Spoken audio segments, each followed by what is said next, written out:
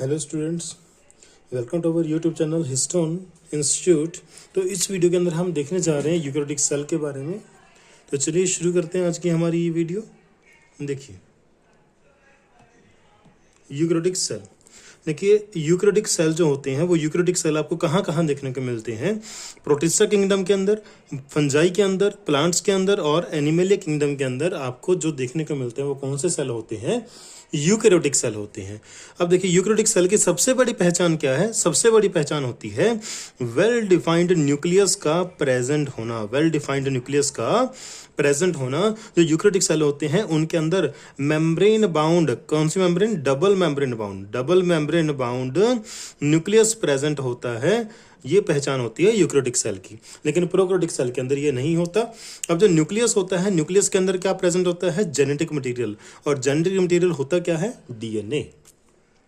Next हम बात करेंगे।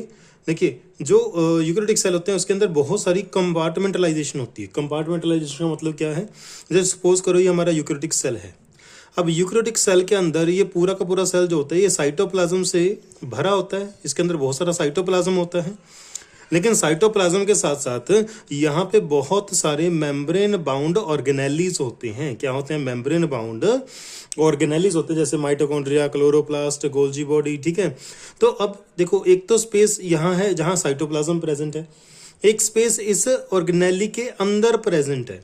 तो जितने ऑर्गेनेलीज होंगे ये स्पेस सभी ऑर्गेनेली के अंदर प्रेजेंट होगा, जिसकी वजह से हम एक ऑर्गेनेली को एक कंपार्टमेंट मान के चलते हैं।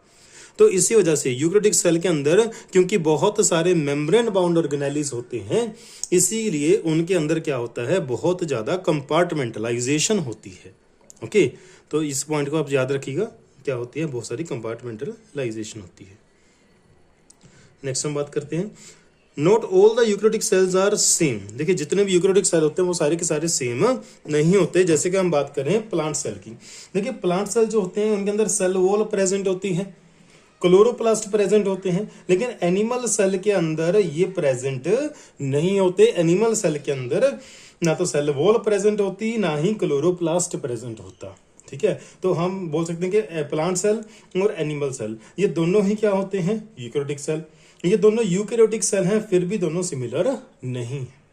इसके अलावा जो एनिमल सेल होता है, भाई जो एनिमल सेल होता है, एनिमल सेल के अंदर सेंट्रियोल प्रेजेंट होता है।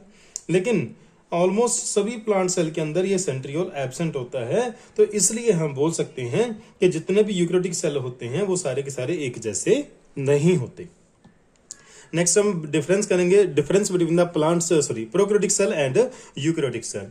देखिए प्रोकैरियोटिक सेल जो होते हैं वो स्मॉल इन साइज होते हैं, लेकिन यूकैरियोटिक सेल क्या होते हैं? कंपैरेटिवली लार्ज साइज के होते हैं। देखिए इनका साइज में हमने लास्ट वीडियो के अंदर देखा था।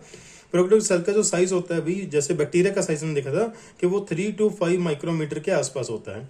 लेकिन यूकैरियोटिक सेल का साइज हमने क्या देखा था? एनसीईआरटी बताती है कि यूकैरियोटिक सेल का साइज होता है 10 से लेके 20 माइक्रोमीटर के इन बिटवीन।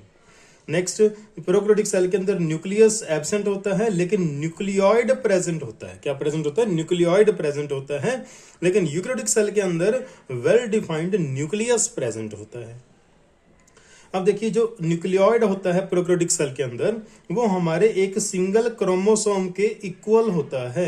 यानी कि न्यूक्लियोइड के अंदर कितने डीएनए मॉलिक्यूल होते हैं? एक न्यूक्लियस के अंदर, एक न्यूक्लियोइड के अंदर अगर हम बात करें तो एक न्यूक्लियोइड के अंदर एक डीएनए होता है। एक डीएनए होता है और एक डीएनए से एक क्रोमोसोम बनेगा, राइट। लेकिन अगर हम बात करें यूकैरियोटिक सेल के न्यूक्लियस में, तो यूकैरियोटिक सेल के न्यूक्लियस में मोर देन 1 क्रोमोसोम होते हैं। अगर मैं हमारी बात करूं, ह्यूमन बीइंग की बात करूं, तो हमारे हर एक सेल के न्यूक्लियस में 46 क्रोमोसोम होते हैं। 46 क्रोमोसोम, राइट। तो ये भी एक बहुत बड़ा डिफरेंस है दोनों में। देखिए प्रोकैरियोटिक सेल के अंदर मेम्ब्रेन बाउंड ऑर्गेनेलीज नहीं होते, लेकिन यूकैरियोटिक सेल के अंदर मेम्ब्रेन बाउंड ऑर्गेनेलीज प्रेजेंट होते हैं। इसके अलावा प्रोकैरियोटिक सेल के अंदर 70s राइबोसोम्स होते हैं और यूकैरियोटिक सेल के अंदर दोनों होते हैं, 80s भी होते हैं और 70s भी होते हैं। 80s कहाँ पे होते हैं? 80s साइटोप्लाज्म में होते हैं। साइटोप्लाज्म बोल दो या RER के ऊपर होते हैं। लेकिन 70s जो होते हैं ये क्लोरोप्लास्ट में होते हैं। क्लोरोप्लास्ट में होते हैं और ये माइटोकॉन्ड्रिया में होते हैं। और कहाँ होते हैं? माइटोकॉन्ड्रिया के अंदर होते हैं। अगर मैं प्लाज्मिड्स की बात करूं तो प्रोकैरियोटिक सेल के अंदर प्लाज्मिड्स प्रेजेंट होते हैं, सभी के अंदर नहीं होते। हमने लास्ट वीडियो में देखा था कि बहुत सारे बैक्टीरिया के अंदर प्लाज्मिड प्रेजेंट होता है और प्लाज्मिड का नंबर एक भी हो सकता है और एक से ज्यादा भी हो सकता है। यूकैरियोटिक सेल की बात करें तो जो प्लाज्मिड्स है वो यूकैरियोटिक सेल के अंदर नहीं होते। There are no plasmids in the eukaryotic cells. और प्रोकैरियोटिक सेल के अंदर सिंगल एनवेलप सिस्टम होता है, लेकिन यूकैरियोटिक सेल के अंदर डबल एनवेलप सिस्टम होता है। अब ये डबल एनवेलप किसको बोला जाता है? देखिए, डबल एनवेलप का मतलब क्या है? जो हमारे प्रोकैरियोटिक सेल है उसके अंदर तो एक सेल मेम्ब्रेन होती है जो कि सेल की होती है, लेकिन यूकैरियोटिक सेल के अंदर जो सेल मेम्ब्रेन है वो मेम्ब्रेन एक तो सेल की होती है, सेल मेम्ब्रेन, दूसरा सेल के अंदर जो ऑर्गेनेली प्रेजेंट है उन ऑर्गेनेलिस की भी तो मेम्ब्रेन होती है, राइट। तो इस वजह से यूकैरियोटिक सेल के अंदर एक तो सेल की सेल मेम्ब्रेन होती है, दूसरा सेल के अंदर जो ऑर्गेनेलिस है उनके ऊपर भी मेम्ब्रेन कवरिंग होती है। तो एक सेल की मेम्ब्रेन, एक ऑर्गेनेलिस की मेम्ब्रेन, इसलिए इसको बोलते हैं double membrane, double envelope system. Next, ये आपको डायग्राम दिए गए हैं, ये एनिमल सेल और प्लांट सेल। एनिमल सेल और प्लांट सेल का डायग्राम जो है आपकी एनसीईआरटी बुक से लिया गया है। आप एनसीईआरटी बुक से जाके इस डायग्राम को अच्छे से याद करोगे। हो सकता है कि आपको ये क्वेश्चन दे दिया जाए, जैसे सपोज करो ये डायग्राम आपके एग्जाम में आ जाता है, आपको यहाँ से इरेज करके यहाँ पे ए ऐसे करके, यहाँ पे बी, यहाँ ऐसे करके सी, ऐसे करके लिख दिया जाएगा। तो आपसे पूछेंगे कि बताओ कौन सा ऑप्शन सही है। ए के इक्वल कुछ लिखा होगा, बी के सामने कुछ लिखा होगा, ऐसे करके आपसे पूछा जा सकता है कि ए बी सी ये क्या है, राइट। तो अगर आपने डायग्राम को एनसीईआरटी से देखा हुआ है तो आप उसको ज्यादा कॉन्फिडेंटली कर सकते हो। नेक्स्ट हमारे पास difference between the plant cell and animal cell. देखिए, प्लांट सेल का साइज जो होता है वो एनिमल सेल से लार्जर होता है। इस पॉइंट को याद रखें। हम प्लांट और एनिमल सेल दोनों ही क्या हैं? ये भी यूकैरियोटिक सेल है और ये भी यूकैरियोटिक सेल है, दोनों ही यूकैरियोटिक सेल हैं। तो हम इसमें डिफरेंस नहीं देखते होते जनरली। तो अब यहाँ पे मैं आपको डिफरेंस दे रहा हूं और आप इसको याद रखेंगे कि प्लांट सेल का साइज एनिमल सेल से लार्जर होता है, लेकिन एनिमल सेल का साइज होता है वो प्लांट सेल से स्मॉलर होता है। दूसरा, प्लांट सेल के पास सेल वॉल होती है जो कि रिजिड होती है, जो कि क्या होती है? रिजिड होती है। लेकिन एनिमल सेल के अंदर जो सेल वॉल होती है वो रिजिड नहीं होती। पहली बात तो एनिमल सेल के पास सेल वॉल ही नहीं होती। जब एनिमल सेल के पास सेल वॉल ही नहीं होती तो रिजिड ना रिजिड का कोई सवाल ही नहीं पैदा होता। तो प्लांट सेल के पास प्लास्टिड्स प्रेजेंट होते हैं, एनिमल सेल के पास प्लास्टिड्स नहीं होते। प्लांट सेल जो होते हैं उनके अंदर परमानेंट और एक लार्ज सेंट्रल वैक्यूल होता है जो कि up to 90% volume of the cell acquire करता है, ऑक्यूपाई करता है। लेकिन एनिमल सेल के अंदर या तो आपको वैक्यूल देखने को नहीं मिलेंगे, या फिर अगर प्रेजेंट होंगे तो बहुत सारे होंगे, छोटे छोटे होंगे और टेम्पररी होंगे, जो बनते रहते हैं, टूटते रहते हैं, अपीयर होते हैं, डिसअपीयर होते हैं, अपीयर होते हैं, डिसअपीयर होते हैं। ओके। और इसके अलावा प्लांट सेल के अंदर अगर मैं बात करूं तो जो एनिमल सेल के अंदर गोल्जी अपरेटस होता है उसको हम गोल्जी कॉम्प्लेक्स भी बोलते हैं। हम अपरेटस को गोल्जी कॉम्प्लेक्स भी बोलते हैं क्योंकि एनिमल सेल के अंदर जो गोल्जी अपरेटस होता है उसके जो सिस्टर्ने होते हैं, वो सिस्टर्ने आपस में ज्वाइंटेड होते हैं, आपस में जुड़े हुए होते हैं। लेकिन प्लांट सेल के अंदर जो सिस्टर्ने होते हैं गोल्जी बॉडी के, वो सिस्टर्ने आपस में जुड़े नहीं होते, ज्वाइंटेड जो है वो नहीं होते।